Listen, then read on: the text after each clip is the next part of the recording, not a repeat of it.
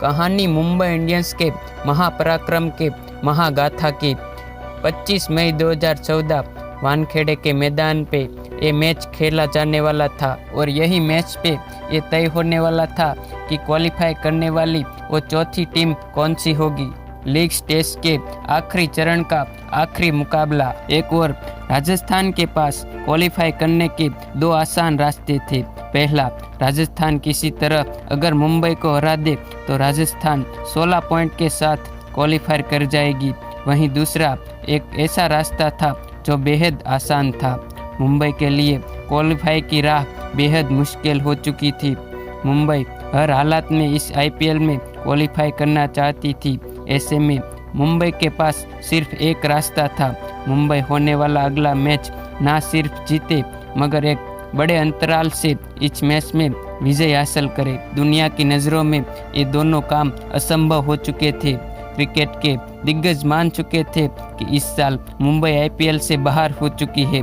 Net run rate सुधारने के लिए मुंबई को उस मैच में कुछ ऐसा करना था जो आज तक क्रिकेट के इतिहास में कभी ना हुआ है और कभी ना होगा। टॉस जीतकर रोहित शर्मा ने पहले बॉलिंग करने का फैसला किया और राजस्थान को पहले बैटिंग करने को आमंत्रित किया। राजस्थान की ओर से पारी की शुरुआत कर रहे थे स्वयं कप्तान शेन वॉटसन और संजू सैमसन। दोनों ओपनर ने एक बेहतरीन शुरुआत की। पहले 5 ओवर खत्म होने तक दोनों ने 30 रन जोड़ डाले मगर पावर प्ले के आखिरी ओवर में हरभजन ने राजस्थान के कप्तान शेन वॉटसन को अपना शिकार बनाया। अपने कप्तान को खो चुकी राजस्थान अब अपनी रनगति को धीमी कर चुकी थी। एक ओवर को संजू सैमसन संभाल के रखे हुए थे मगर दूसरी ओर से रन एकदम थम से गए थे। पहले 10 ओवर खत्म होने तक राजस्थान महज 59 रन बना पाई थी, परंतु 11वें ओवर से करुण नायर ने अपने गियर बदले और मुंबई के बॉलर श्रेयस गोपाल को 19 रन जड़ दिए। इसके बाद 13वें ओवर में प्रज्ञान ओझा को 16 रन जड़ दिए। क्रीज पर मौजूद राजस्थान के दोनों बल्लेबाज अपना अर्धशतक पूरा कर चुके थे। अब इन दोनों बल्लेबाजों की नज़र राजस्थान के बड़े स्कोर पर थी। 15वां ओवर फेंकने आए जसप्रीत बुमराह को संजू सैमसन ने पहली 5 गेंदों में 13 रन कूट दिए, लेकिन छठी बॉल पे जसप्रीत बुमराह ने करुण नायर को अपना शिकार बनाया। करुण नायर के विकेट के पतन के साथ राजस्थान के बड़े लक्ष्य की राह अब और मुश्किल होने वाली थी। करुण नायर ने महज 27 बॉल पे 50 रन की एक विस्फोटक पारी खेली। 15 ओवर में राजस्थान का स्कोर 134 रन पे 2 विकेट हो चुका था। तभी अगले ही ओवर में राजस्थान ने अपने एक और सेट बैट्समैन संजू सैमसन को खो दिया। संजू सैमसन श्रेयस गोपाल का शिकार बन चुके थे। संजू ने महज 47 गेंदों में 74 रन की एक बेहतरीन पारी खेली।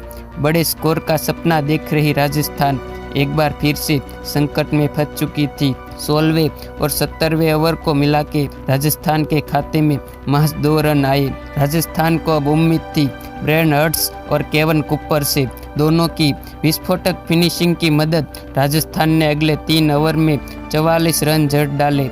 20 ओवर का मैच खत्म हो चुका था और राजस्थान के खाते में थे 189 रन।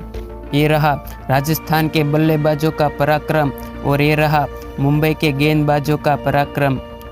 वानखेड़े के स्टेडियम में ये स्कोर बड़ा नहीं कहलाता, परंतु ये स्कोर तब बड़ा हो जाता है जब 20 ओवर के बजाय महज 87 बॉल पे तय करना हो। मुंबई को अपनी नेट रन रेट राजस्थान से बेहतर करने के लिए इस स्कोर को चेस करने के लिए महज 87 गेंद मिलती है। मुंबई के पास अब करो या मरो की स्थिति थी और ऐसी स्थिति में मुंबई की ओर से ओपनिंग करने उतरे लैंड सिमोंस और माइकल हस्सी। दोनों बल्लेबाजों ने पहली 6 गेंदों में 12 रन बना डाले मगर अगले ओवर में धवन कुलकर्णी ने सिमोंस को आउट कर मुंबई को एक बड़ा झटका दिया। माइकल हस्सी और कोरी एंडरसन ने राजस्थान के ऊपर अपना पलटवार जारी रखा। दोनों बल्लेबाज ने मिलकर शुरुआती 4 ओवर में 53 रन जोड़ डाले, परंतु इस रन गति को बरकरार रखने के प्रयास में पावर प्ले के 5वें ओवर में राजस्थान को 2 बड़ी कामयाबी मिलती है। माइकल हस्सी और कायरन पोलार्ड ने बैक टू बैक अपनी विकेट गंवा दी। ऐसे हालात में मुंबई अब एक बड़े संकट में फंस चुकी थी। पावर प्ले का गेम खत्म हो चुका था। 3 विकेट खोके मुंबई ने महज 6 ओवर में 71 रन बना डाले। अब अगले 51 गेंदों में मुंबई को 119 रन बनाने थे। मुंबई की ओर से Corey Anderson back to back बड़े शॉट खेल रहे थे, मगर दूसरी ओर कोई भी बल्लेबाज एंडरसन का साथ देने को तैयार नहीं था। पारी के 10 ओवर खत्म हो चुके थे। मुंबई ने अपने कप्तान को खो दिया था। मुंबई अब 120 रन बना चुकी थी।